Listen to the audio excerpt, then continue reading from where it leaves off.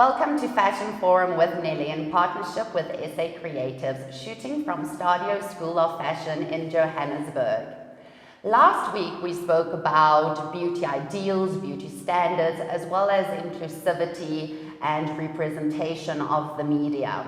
So in order for us to really portray the natural beauty concept, it is important for us to understand why we are constantly hiding behind our social media filters. So today's discussion is going to be about the social media cosmetic surgery filters that we are seeing. And here today is Bianca. So Bianca, I would like you to introduce yourself to our audience and also state your role within the media industry. Hi, thanks so much for having me. Hi everyone, my name is Bianca Koyabe. I'm a model and an entrepreneur, so I guess that is my role within the industry. And yeah, just thanks so much for having me. I'm very passionate about this topic, so excited to hear what we're going to chat about. Awesome, thank you so much. So our very first discussion point that we are going to have is based on society has always been blaming specifically fashion magazine and publications for using photoshopping skills and soft editing touches for portraying a beauty ideal that isn't real or isn't achievable. However, now the roles have almost swapped in terms of our society that is now constantly uploading, editing filters in terms of portraying that ideal of beauty. So in your opinion, why do we use filters, specifically in the field of modeling, working with photoshopping, editing the pictures? Why do you think we use filters? Good question. I think from, let's say, a model's standpoint or perspective, models, especially starting out, are very insecure. You know, everything is about how you look, your face, your body, how you dress, and so that creates a lot of insecurity in you. And what I've found, and it's what I even used to do in the past, is wear a lot of makeup. Today I'm not wearing an inch of makeup, like nothing, but it's come over time, you know, so we hide, you end up hiding behind filters or makeup or, you know, long wigs or weaves or like long nails or heels or dressing a certain way to cover up things because you're scared, you know, and you're insecure, and you don't see enough of that representation within the industry. You know, I'm just speaking from my own experience. With regards to, let's say, photographers or retouchers editing certain images to look a certain way, I'm actually not sure where that stems from, but it's kind of like a domino effect. And, you know, of course we're seeing now there is quite a bit of change, but there's still a long way that we have to go. We're seeing more different body sizes being represented. We're seeing less retouching on skin and more actual real skin, like textured skin. You know, it's becoming less of an issue to see models with acne actually working and doing well. And so it's very concerning, obviously, and you know what's happening now, even with apps like TikTok and that kind of thing, is that it's just the age, it's becoming younger and younger and younger. You know, I remember I was in grade 9 when Facebook came out, and so that was kind of my interaction with social media, and it's only just gotten worse, you know. But now I have a 13-year-old cousin, for example, and she is obsessed with TikTok, and you can just see that she's filled with so many insecurities because of what she's seeing on social media. So as you're explaining about, you know, these filters and all of that, it's up to the apps to change it, because they are making it accessible for young girls or young boys, and you know, they are actually part of the problem. Yes, definitely, and I really like that you touch on the apps need to take responsibility. So for example, we are aware that specifically in 2019, Instagram actually went and banned all of their cosmetic surgery filters to try and promote a healthier lifestyle. So they also included a self-harm policy because they were aware of the fact that the body dysmorphic disorder that is existing within the younger generations at the end of the day. So that's a very interesting point to touch on. However, very ironic is that when I was preparing for this interview and our conversation together, I went onto Instagram and had a look at all of their filters. And the problem is that it is all good and well that the surgical cosmetic procedure filters was removed, but the problem is that we are still seeing those filters that are altering the face. Yes, I was just going to say that, yes. Exactly, making the eyes bigger or the nose slimmer or the teeth whiter. And actually very interestingly is throughout my whole research process, I actually found one current filter that is still on, and it is called the pillow face. Yes. The pillow face filter that literally looks like a Botox face. So Instagram stated that they removed all of these cosmetic surgery filters, but it is still live. So what do you think about removing the cosmetic surgery filters but still promoting all of the other filters that are basically enhancing or changing the face at the end of the day? Oh, it's tough. No, I'm glad you brought that up, because I still feel like, it's still there. Yes, they said they removed all the things, but I'm still seeing it a lot, even adding lashes or brows or, and for me in the beginning, I found it cool and interesting playing around with different effects, but it is bad when it becomes a mental thing, and you kind of can't go onto your stories without the filter. So, it's tough, and I think these apps do need to take responsibility, but also what I do think is that we need more people who are using less filters. So, for example, I think it's been 2 or 3 months now, I don't use filters at all anymore, and it's for that reason. I used to feel like, oh my goodness, I can only come on here if I have a filter on. And I was like, I'm part of the problem, and part of what my brand is, what I stand for, is really just to empower young women. And I felt so deeply that I was being contradictory of what my message is by using filters, or by feeling like I look so bad, but I have a filter on, or and so now I'm just like, whatever, this is me, and hopefully that can just help other young girls see that it's okay. And I feel like even for a very, very long time in my career, I was like, I can't leave the house without makeup, I can't leave the house without this, I can't, and now I'm like, you know what, I need to embrace myself, because at the end of the day, I have to go to bed with myself at night, you know what I mean? So I'll have to take off all that makeup. I'll have to take that wig off. I'll have, you know what I mean? I'll have to take those heels off. I'll have to, and, if you're unhappy with yourself, it's the worst place to be in. So that's what I think about that. I think we really need more, just more authenticity and, just showing yourself a lot more. That's what I feel. Awesome, yeah, I definitely, before this interview, I went onto your Instagram page, and as I was scrolling through, it was literally mind-blowing to see your natural beauty, especially from a model's perspective, in terms of not always dressing up or glamming up or using filters, which I really felt was such an important message also to share today with regards to our discussion of cosmetic surgery filters specifically. And I think what you also spoke about very nicely is the fact of the self-love approach. So also, when I conducted some of my research, I found a very interesting article that actually stated that the suicide rates for children and teenagers are increasing. So according to a statistic of September 2020 report, it stated that from 2007 up until 2018, there was an increase of 57%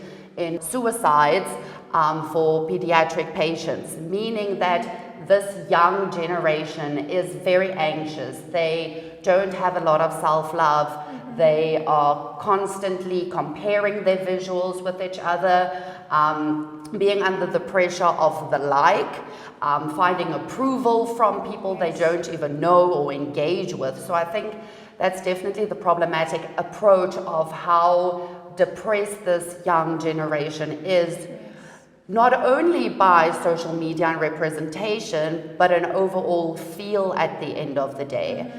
So what are some of your thoughts or tips or tricks that you can share to maintain a healthy relationship with social media for the young generation out there that are 24 hours on the phones, typing away, posting, liking, sharing?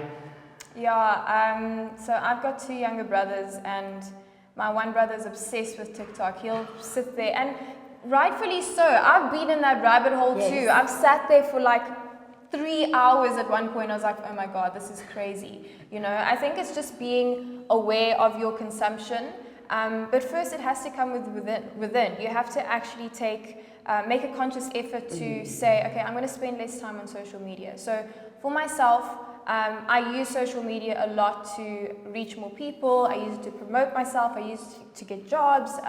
So it's important for me. However, when I spend too much time on social media, immediately my anxiety flares up. All the time. It always happens. I end up comparing myself to other people. Even though I've been in the industry for 10 years, I'll end up on someone's profile like, oh my, and it's ridiculous, you know? But it's also honest, and it's to show that, you know, this is real, and there's nothing wrong with that, and it's very normal. These things do happen, and, you know, so I spend way less time on social media. I create more than I consume. That is the biggest thing for me, because, you know, it's so easy to sit and spend half the day scrolling, and at the end of it, then you're kind of like, I don't know if you've had the same thing, but you just feel empty, you know? What are you searching for? What are you spending hours looking like? Did it fulfill something? At the end of the day, for me, I always end up feeling empty. I end up feeling my mood is low. I'm just like overthinking everything, you know? And so creating more than I consume is very important. I would say I spend 10% of my time on Instagram now.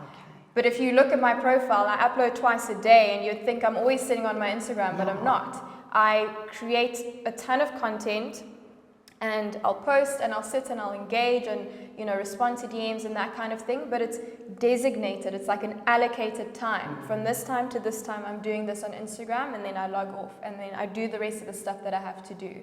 So I think that's, you know, those two things are pretty important. Like, making a conscious effort to spend less time on social media, having a time block, being like, from this time to this time, I'm not going to be on my phone.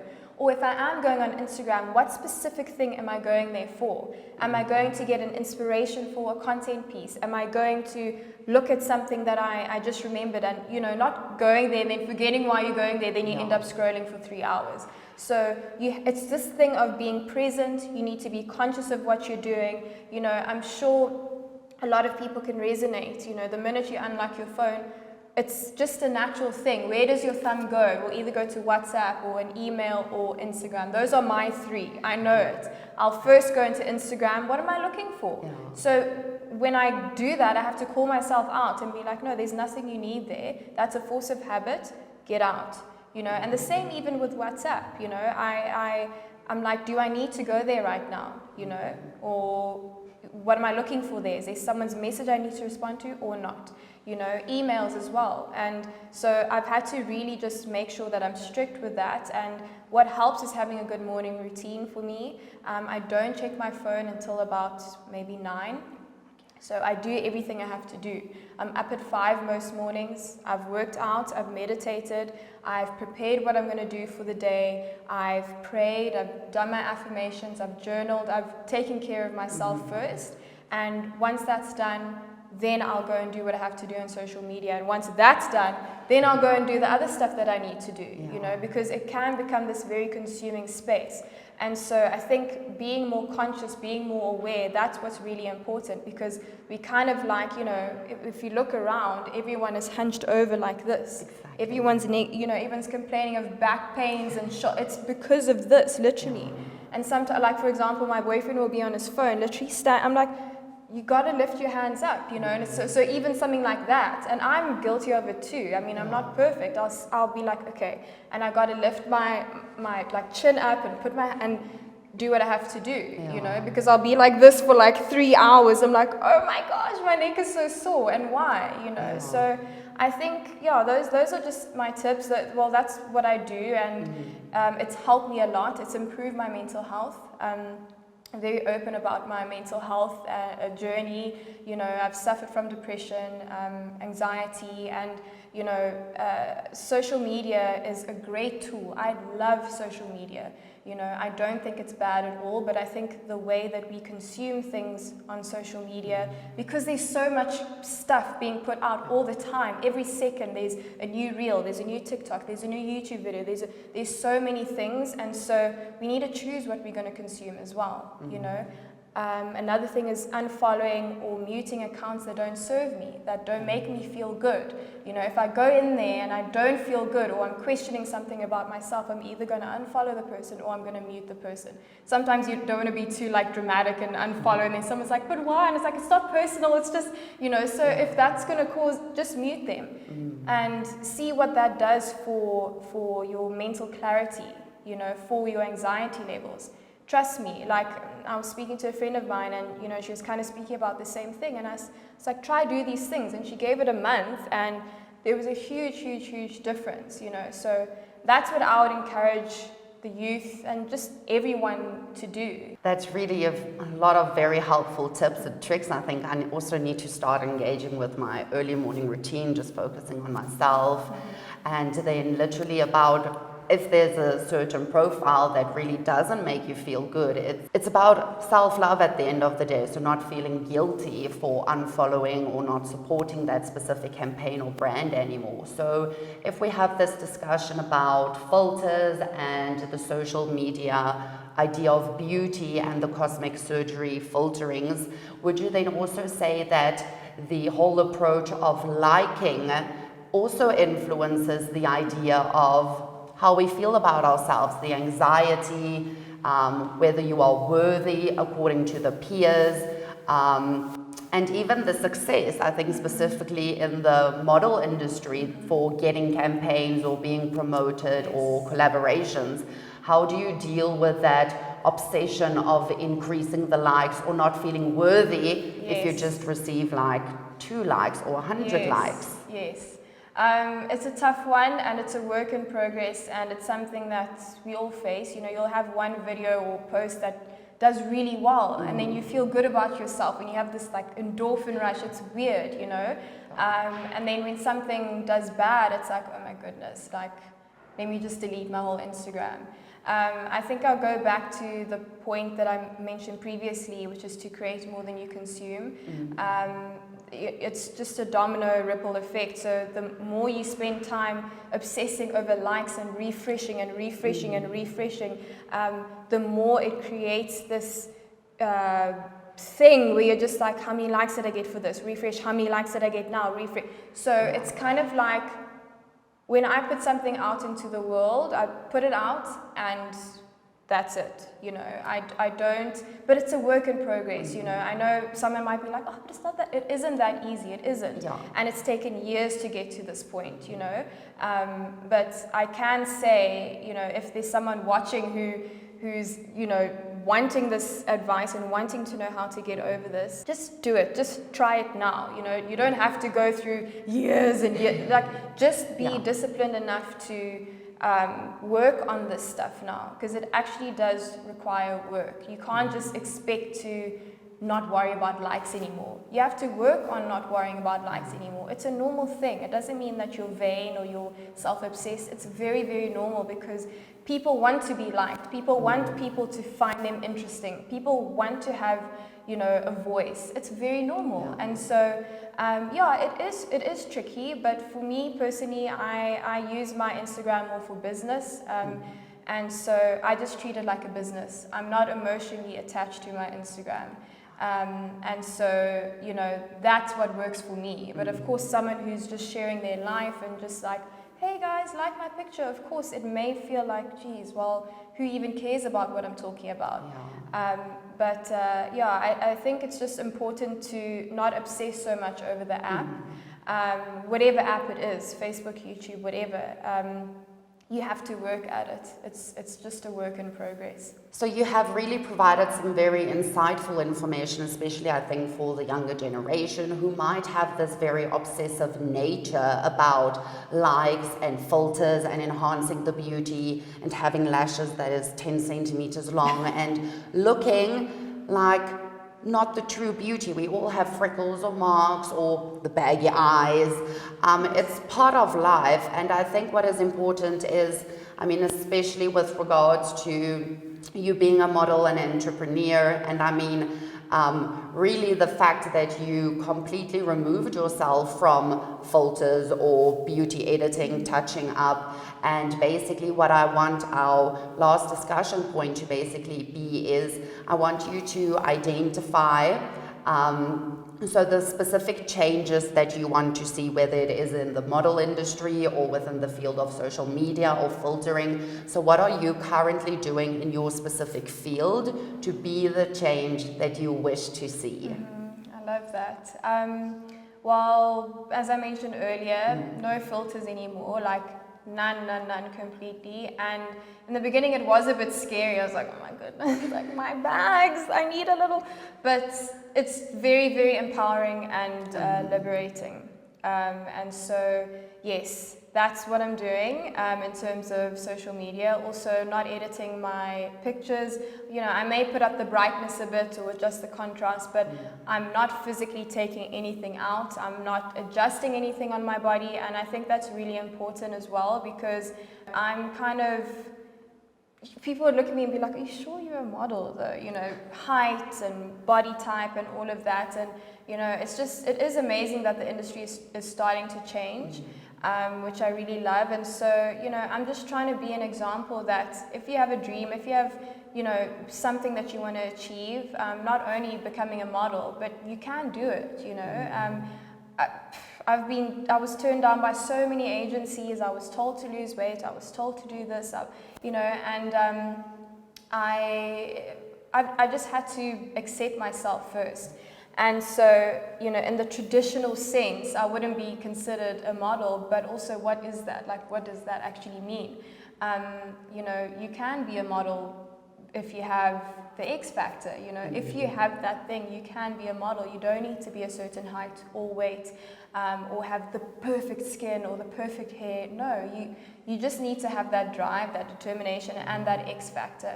And of course, you know, you have to work hard as well, because it is a tough industry. It's not as easy and glamorous as it looks on the outside. It is hard, very, very hard, and it will test you. Yeah, so that also, I think just, I don't know, just being unapologetically myself. I recently, well, I've been natural in terms of my hair for 3 years now. So basically the difference is you can have relaxed hair or natural hair. So I did a shoot for Dark and Lovely. I did their campaign in 2018. And I had to relax my hair for that, you know. And at that time, it didn't really matter to me because I didn't really care. I was like, I'm just going to put a wig on after this anyways. It doesn't matter. Do what you have to do. And, you know, then I let it grow out. And so now I'm fully natural. But I just recently stopped wearing wigs. So not to say I'll never wear a wig ever again. I mean, come on. I mean, look at her. I wish you guys could see.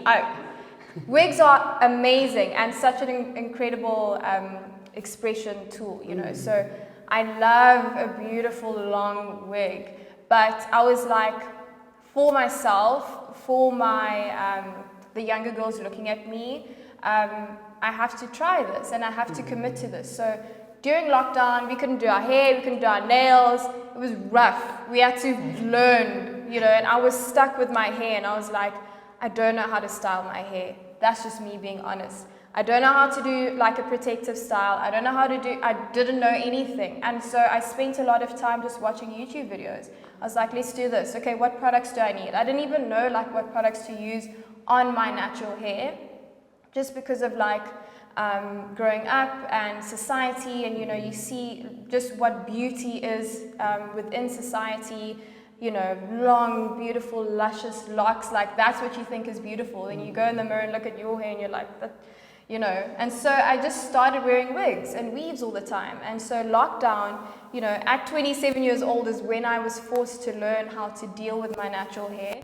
And this is my current favorite hairstyle, by the way. I've like perfected this one. I need to learn a few others. But so I just, that's what I'm like forcing myself to do. I'm forcing myself to be uncomfortable so that I can become comfortable. And yeah, to some it may be like, but it's just hair. But for me, it's like this thing where I used to hide behind my wigs and my weaves or whatever hairstyle because I didn't know how to deal with my hair. And because I was like, I'll just deal with that when I deal with that, you know, but like, when is that going to be? And so that's been a really, really important part like of my life currently. And it's just so liberating, you know, I never really thought I would be in this position where I'm like, no makeup, nothing, natural hair. Like, if you told me this even a year ago, I'd be like, no, never, you know, because it was just this thing of like, but you're a model, you're supposed to have this, you're supposed to look like this, where's your makeup, where your hair? It's like, no, that's actually not what it means to be a model. What it means to be a model is what you do on set, you know, when you arrive and what can you transform into. How you choose to be offset is up to you. If you don't want to wear makeup, don't wear makeup. Don't feel pressurized to live up to this unrealistic standard because you're always wearing makeup on set, you know, and that causes breakouts. Yeah. And now when you're offset, you're still going to wear makeup. It's like, when does your skin get to breathe? And that's when I started reducing makeup because I was finding that I'm arriving on set, there's pimples, and it's like, shucks, you know, and your skin, it's important, you know, as a model. So, yeah, those are just the things that I'm doing that I would like to see more models or more people in the public eye to start doing because there are so many young people looking at them and spending money that they don't have to look like them, you know. So that's kind of where I'm at and, you know, what I would like younger people to see and take from me. It was literally so inspiring. Like, usually I feel like I can't leave the house without a full face of makeup and doing my hair because it's not presentable and people are going to look down on me. But now I really feel like it's actually more empowering to wear that, to own that natural beauty and just be like, this is me. Like, I'm comfortable in my own skin and I'm really actually just feeling like I need to go and take this off and just like show my real beauty and not hide behind this everything we are trying to cover up and hide. So this was such an inspiring session. Oh, this was so good. I didn't realize how much I even needed this. This is amazing. It was really a very nice just reflection on social media and the filters and the like and everything we deal with on a daily basis, but not acknowledging what it does to our mental health, our anxiety, and just our levels of feeling good about ourselves. So I even feel good about myself at this time. And I mean, even the tips and the tricks that you shared with me is definitely something that I even feel that I want to go and practice and make part of my daily routine at the end of the day. Awesome. Yay, thank you so much for having me. Thank you for coming. Incredible. Anytime.